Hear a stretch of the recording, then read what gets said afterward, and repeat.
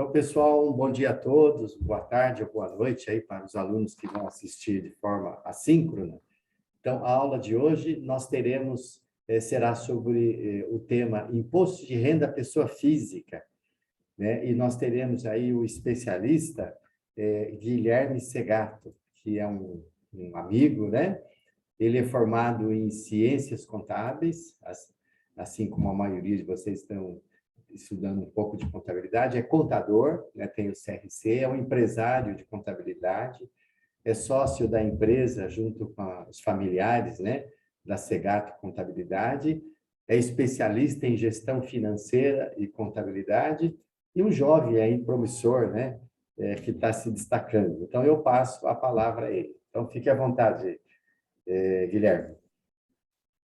Olá, pessoal, professor Kassai, muito obrigado por mais um ano aí, pelo convite de eu participar aí, de falar um pouquinho sobre imposto de renda aí para o pessoal, para a galera, para os estudantes aí da FEA USP. Para mim é uma alegria aí poder estar compartilhando um pouquinho do que eu sei, um pouquinho do que eu conheço aí de imposto de renda, de estar trazendo esse tema aí que é um pouco chato, né, no sentido de burocrático, no sentido de ser um tema aí que não brilha os olhos, mas que tentar trazer esse tema com algumas curiosidades e alguns pontos de vistas aí um pouco mais traduzido e simplificado, digamos assim, né? Então, professor, vou pedir a permissão, posso compartilhar aqui a tela? Fique à vontade. Bom, pessoal, eu tenho aqui uma apresentação, eu não quero ficar trazendo todos os mínimos detalhes aqui desse material, até porque eu vou até compartilhar esse PDF, esse e-book aqui com o professor para que ele mande, que ele disponibilize aí para os alunos. Eu vou passar aqui por alguns pontos importantes, porque a ideia é justamente pegar o que importa, né, de todos os assuntos aí que são relacionados e correlacionados a imposto de renda, o que eu entendo que seria interessante vocês, alunos, já terem como ideia aí sobre o imposto de renda, né? Então, a ideia aqui é traduzir e simplificar de uma forma rápida aqui, 15 minutos de apresentação, até para não ficar muito pesado, exaustivo, e aí depois a gente vai fazer um bate-papo, uma troca de ideias, aí eu e o professor Kassai. Então, basicamente, antes da gente falar de imposto de renda, o que é e tudo mais, eu quero explicar rapidamente a história. O imposto de renda ele surgiu na Inglaterra, em 1799, porque a Inglaterra precisava angariar recursos para poder financiar a guerra contra Napoleão Bonaparte. E aí, basicamente, com o passar dos anos, o imposto de renda ele foi sendo replicado e customizado para cada um dos países. Mais especificamente aí no Brasil, né, na história brasileira do imposto de renda, o imposto de renda ele surgiu em 1922 aqui no Brasil. Inclusive, este ano, 2022, está fazendo 100 anos do imposto de renda, está tendo até propaganda aí da Receita Federal por conta dos 100 anos de imposto de renda. E no ano de 1979, o imposto de renda de pessoa física ele já era o primeiro imposto em termos de arrecadação no país, o imposto que mais arrecadava recursos, né? E todo mundo conhece o imposto de renda e correlaciona o imposto de renda com a imagem do leão, né? Justamente porque a Receita Federal ela quis trazer uma mensagem, uma imagem de que o imposto de renda e a própria Receita Federal era mansa, mas não era boba, né? Que ela é justa e que impõe respeito e demonstra força aí pela simples presença de estar por perto aí da população e dos contribuintes, por isso da imagem com o leão. Então, basicamente, o que é o imposto de renda e para que ele serve? De forma traduzida, o imposto de renda ele é um tributo federal, tá? Que ele é cobrado do contribuinte sobre o valor da renda que é gerado por cada um desses contribuintes.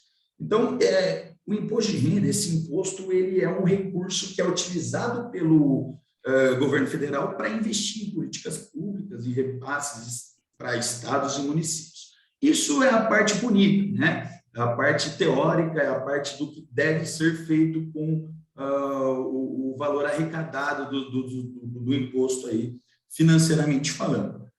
Eu gosto muito de trazer também essa frase do Milor Fernandes, quando me perguntam o que é o imposto de renda, para que serve, porque basicamente me arrancam aí tudo à força e depois me chamam de contribuinte. Porque, na verdade, obviamente, né, o imposto de renda ele não é opcional, ele é um tributo, desde que você se enquadre ali na obrigatoriedade, é obrigatório você pagar o imposto de renda. Então, a Receita Federal, o fisco, chama a população de contribuinte, mas, na verdade, está arrancando o imposto aí à força da gente, né? O prazo da entrega da declaração do imposto de renda, normalmente, todo no histórico aí, sempre foi até o dia 30 de abril do ano subsequente ao ano calendário, o ano base. Mas, para esse ano, assim como para o ano passado, a Receita Federal ela prorrogou o prazo de entrega para o dia 31 de maio de 2022. Quem é obrigado a declarar o imposto de renda? As frentes mais simples e mais óbvias aqui, mais tradicionais, quem recebeu em 2021 mais de R$28 mil de renda tributável, com salário, aposentadoria, aluguéis e outros rendimentos tributáveis. Quem ganhou mais de R$40 mil isentos de rendimentos não tributáveis, de rendimentos tributados na fonte, como, por exemplo, indenização trabalhista, rendimento de poupança, distribuição de lucros e dividendos. Pessoas que receberam auxílio emergencial e lucraram acima de R$22 mil, e pessoas contribuintes aí que são donos de bens de mais de R$300 mil, aí, contando casa, veículo, investimento, sempre respeitando aí, com base, né, no valor do custo de aquisição. E para quem também opera, quem compra e vende ações na Bolsa de Valores, essa pessoa ela é obrigada a fazer a declaração anual de ajuste de imposto de renda. Então, basicamente, de forma simples, assim, depois de passar toda pela perfumaria do que é o imposto de renda, eu gosto de falar que, basicamente, a gente abre toda a nossa vida financeira ao longo do ano na declaração, né? A gente tem que declarar ali o saldo da conta corrente, saldo de investimentos, compra de veículo, compra de imóvel, ações na Bolsa de Valores, demais ativos financeiros que eventualmente tenha sido transacionado, os gastos em geral, né, pagamentos, doações, empréstimos, os valores que você financiou. Literalmente, na declaração de imposto de renda, a gente faz uma contabilidade da pessoa física, e a declaração de imposto de renda é como se fosse uma apuração de um balanço patrimonial de cada uma das pessoas, dos contribuintes aí brasileiros.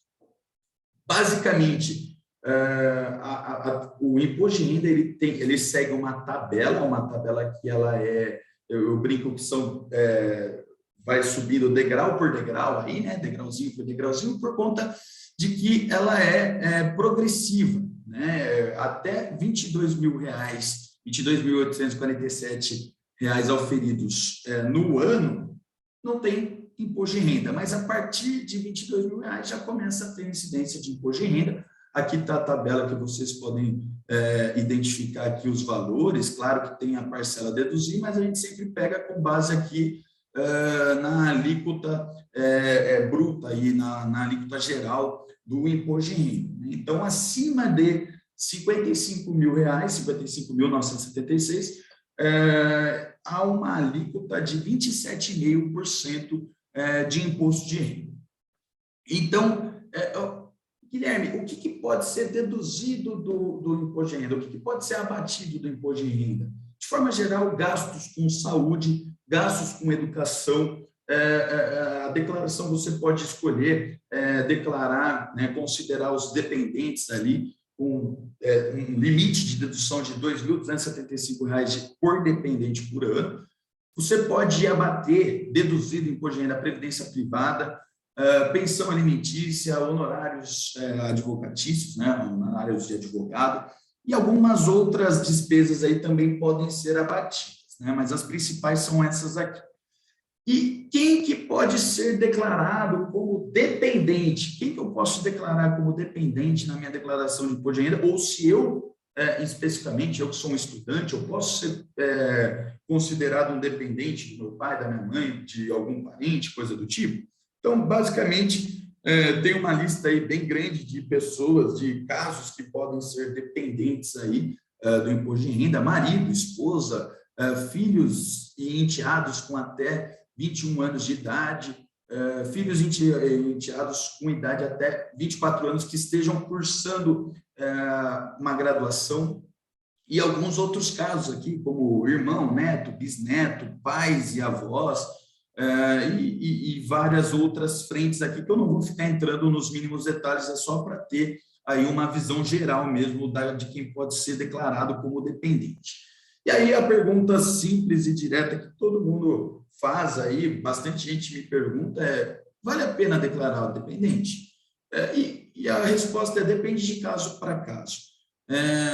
Quem declara algum dependente vai precisar incluir na declaração do imposto de renda também os rendimentos deste dependente. Então, os bens, as propriedades, o valor que esse dependente auferiu, ganhou aí ao longo do ano base que você está fazendo a declaração. E se o dependente ele tiver no seu nome muitos bens tributáveis, você pode pagar mais imposto do que se você tivesse desmembrando as declarações. Só que, por outro lado, existem casos que o dependente ele tem muitos gastos que podem ser deduzidos, como, por exemplo, os gastos com saúde, educação, e aí o valor do imposto ele pode cair, ou em algum dos casos, quando tem restituição do imposto de renda, o valor a receber ele pode até aumentar. Guilherme, você está falando de restituição. O que é a restituição de imposto de renda? Esse também é um ponto relevante e interessante aí para a gente pontuar aqui. A restituição do imposto de renda é a devolução da diferença do imposto pago a maior pelo contribuinte. O que você está querendo dizer com isso? Bom, ao longo do ano vai acontecendo, né, todas as questões de as pessoas, os contribuintes, eles vão oferindo renda e nas rendas que são nos rendimentos tributáveis, muitas das vezes, por exemplo, pode acontecer a retenção na fonte do imposto de renda. E a declaração do imposto de renda, a declaração anual de ajuste do imposto de renda, ela vem justamente para mostrar essa contabilidade, né? No sentido de, olha, eu tive isso de renda e fui retido de imposto de renda lá no momento que eu recebi esse rendimento de X. Só que, ó, eu devia só pagar Y.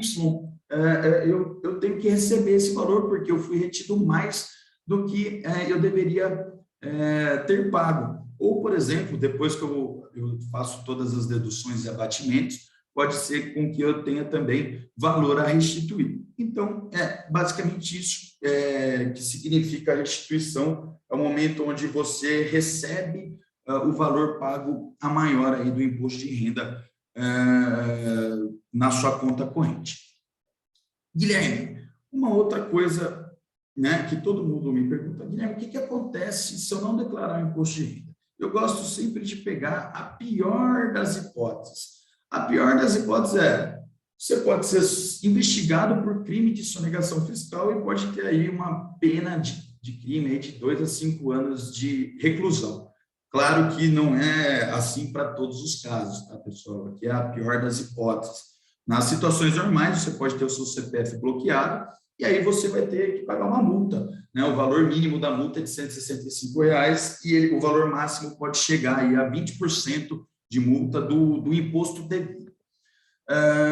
Aqui, rapidamente, eu quero só falar da relação de ganho de capital, né? Ganho de capital é quando você tem um bem que você compra por 10 e você vende esse bem que você comprou por 10 e vende por 15. Essa diferença é chamada de ganho de capital, o 5 de diferença.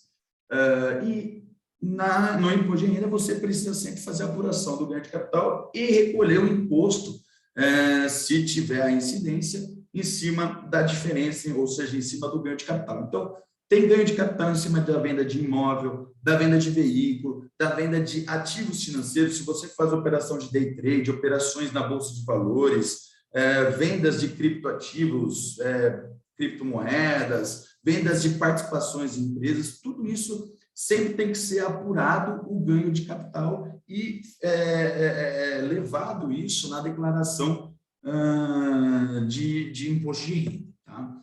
Então, basicamente, alguns fatos e números aí do imposto de renda para a gente já chegar no final aí da apresentação. Nesse ano aqui, de 2022, a Receita Federal espera receber 34 milhões, mais de 34 milhões aí de declarações. E é estimado para 2022 uma arrecadação de 19, quase 20 bilhões de reais só com o imposto de renda de pessoa física. E em 2021, mais de 900 mil contribuintes caíram na malha fina.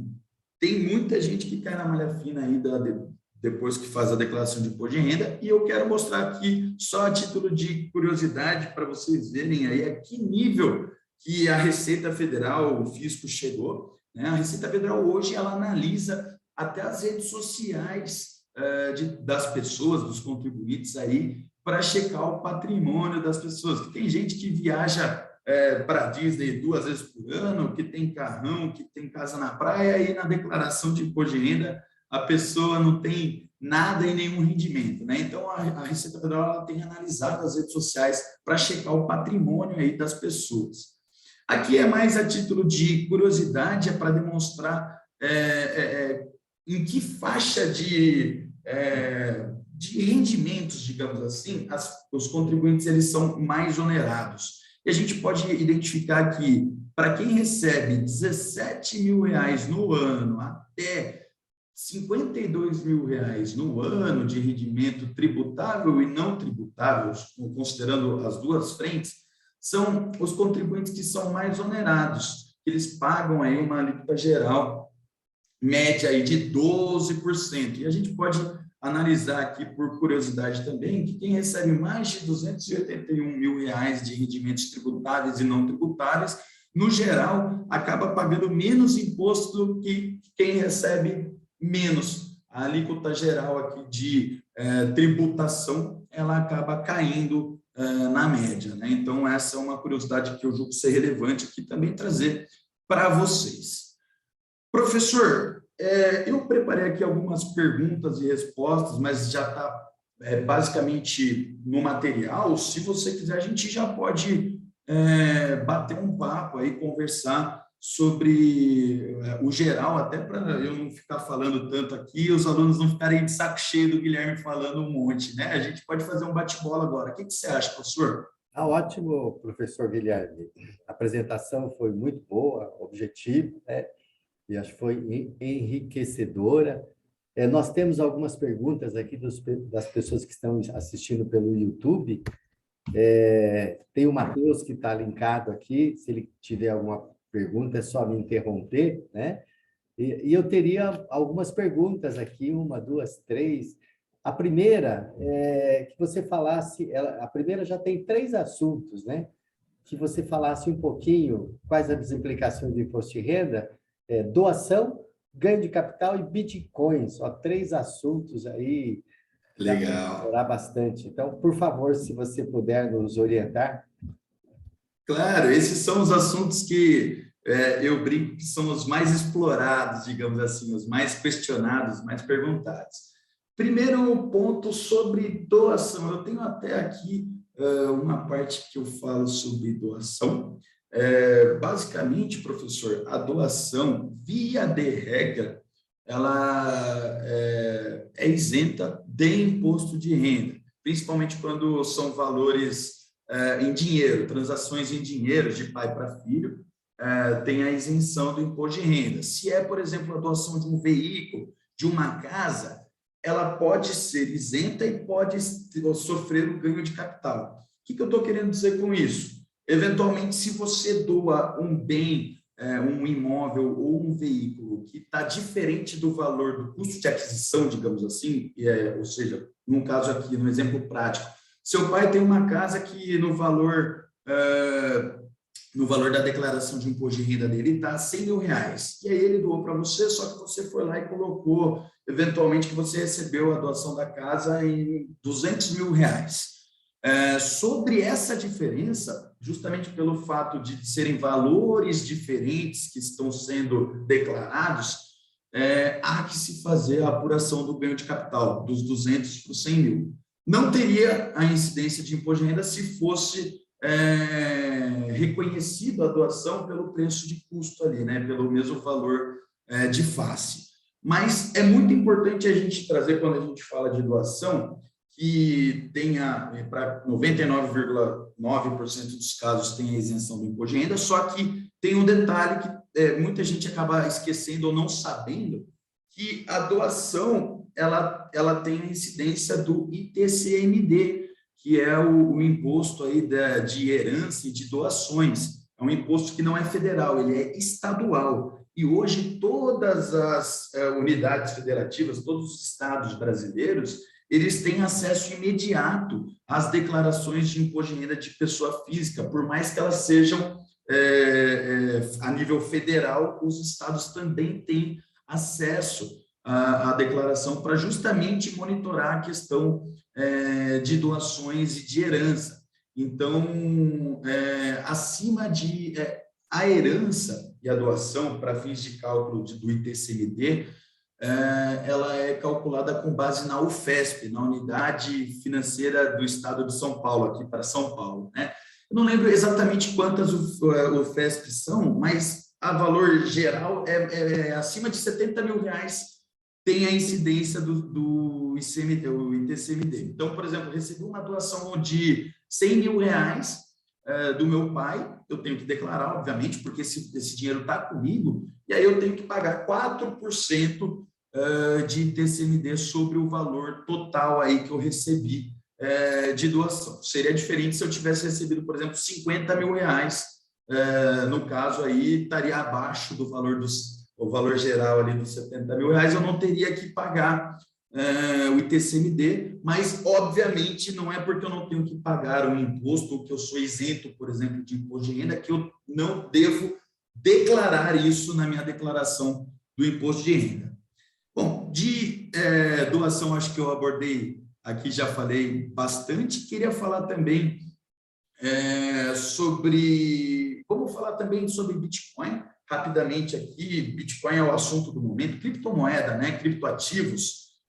Hoje em dia tem o NFT também, que está sendo muito falado, e todas esses criptoativos hoje, né, eu costumava falar 2 anos atrás, que a Receita Federal estava ficando ultrapassada, porque não existia nem campo para declarar um Bitcoin, qualquer outra criptomoeda, tinha que declarar como outros, lá no Código 99.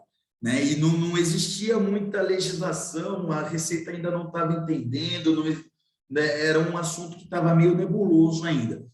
De 2020, 2021 para cá, a Receita se atualizou o próprio aplicativo, e hoje já existem campos específicos para se fazer a declaração, a compra, né? Demonstrar o quanto de Bitcoin, de Ethereum, de qualquer outra criptomoeda, até de NFT, tem um campo específico para se declarar eventual aquisição ou venda de criptomoeda. Então, a Receita acabou se atualizando. Hoje, eu brinco que a Receita está mais atualizada que as pessoas que fazem a compra e venda ali só por fazer dessas criptomoedas, desses criptoativos. Então, existem campos específicos para se fazer a declaração aí dessas compras e vendas e apurações dos ganhos de capital.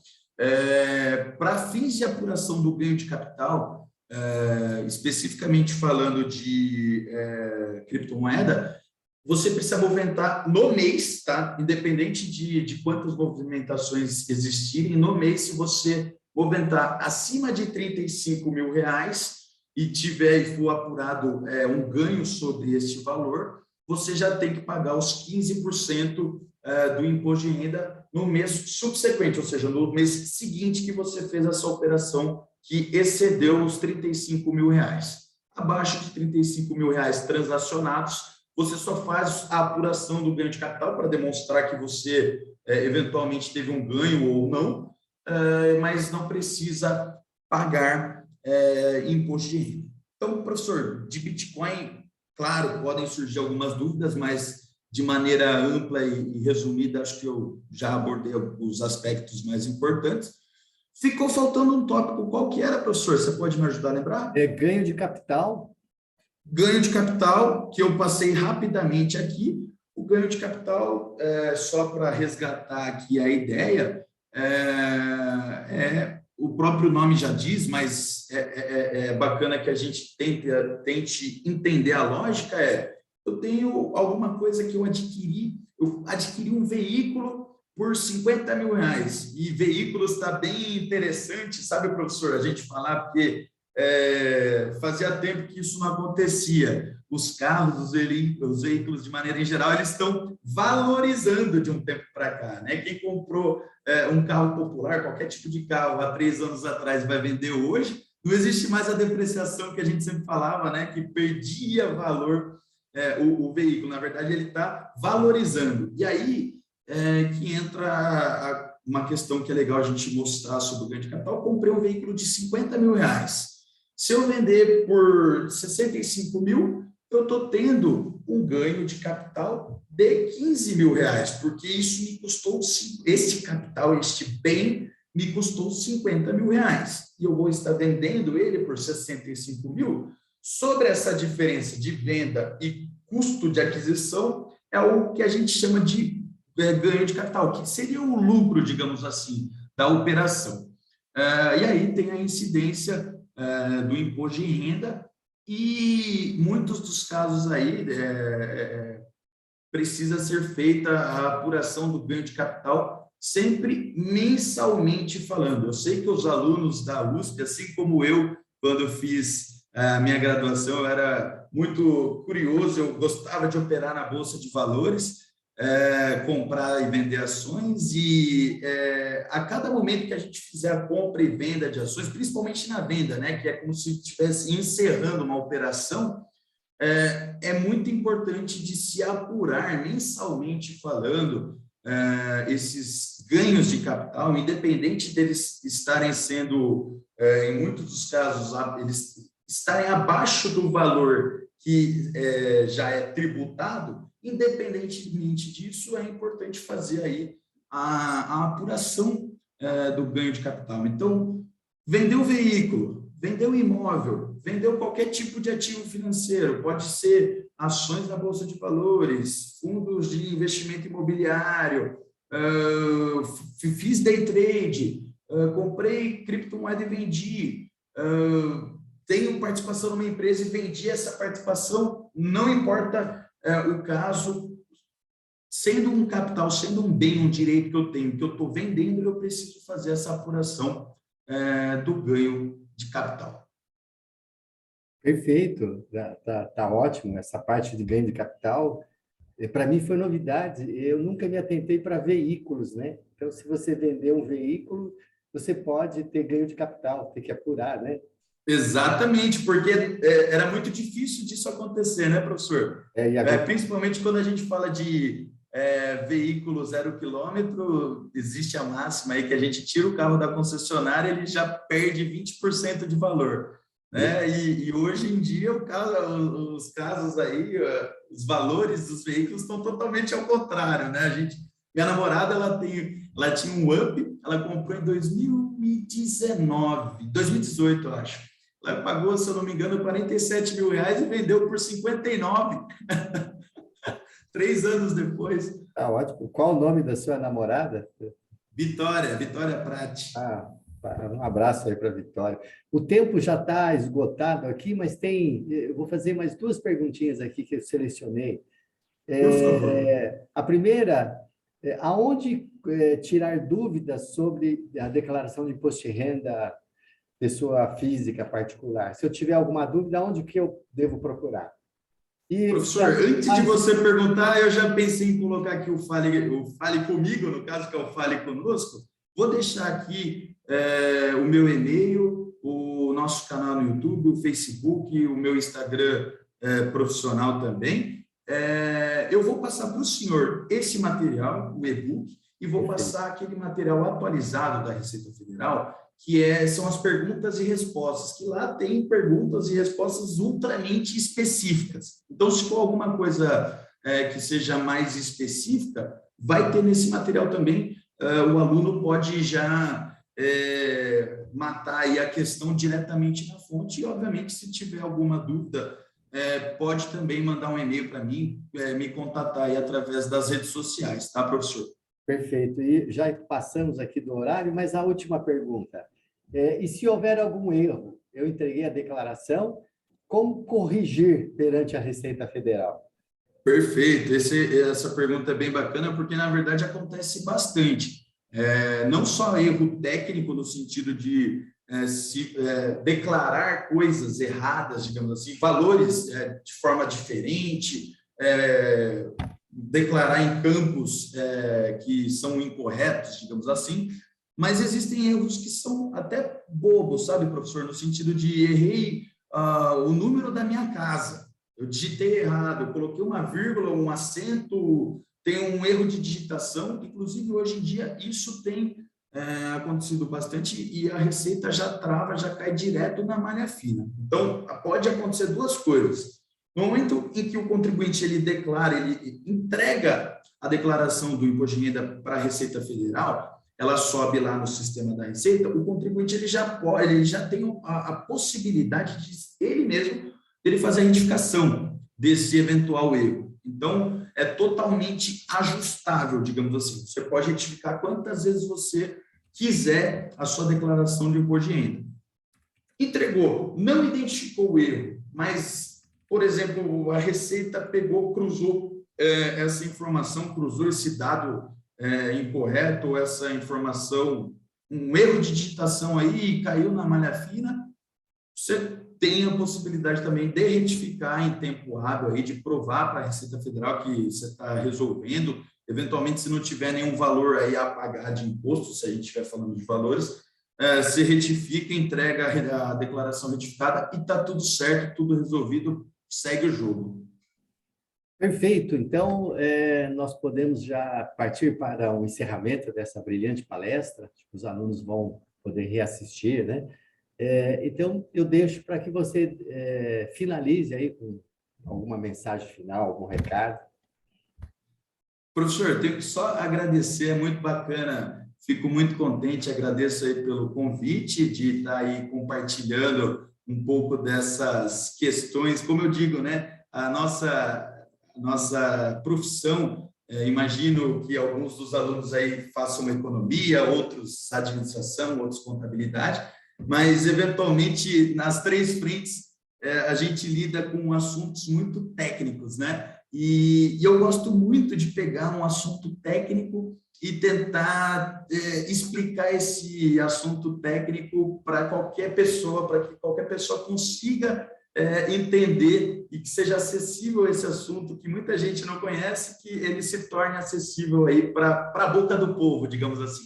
E eu acho que isso que tem que ser aí mais ou menos a ideia das pessoas, aí, dos alunos, seja os alunos que estejam cursando economia, contabilidade e administração, se a gente tiver um pouco dessa ideologia, a gente consegue chegar em lugares que a gente nem imaginava, sabe, professor? Então, é basicamente essa mensagem que eu quero deixar aqui, agradecer mais uma vez e desejar sucesso para todos os alunos aí. Ok, muito obrigado e até o ano que vem, se você permitir.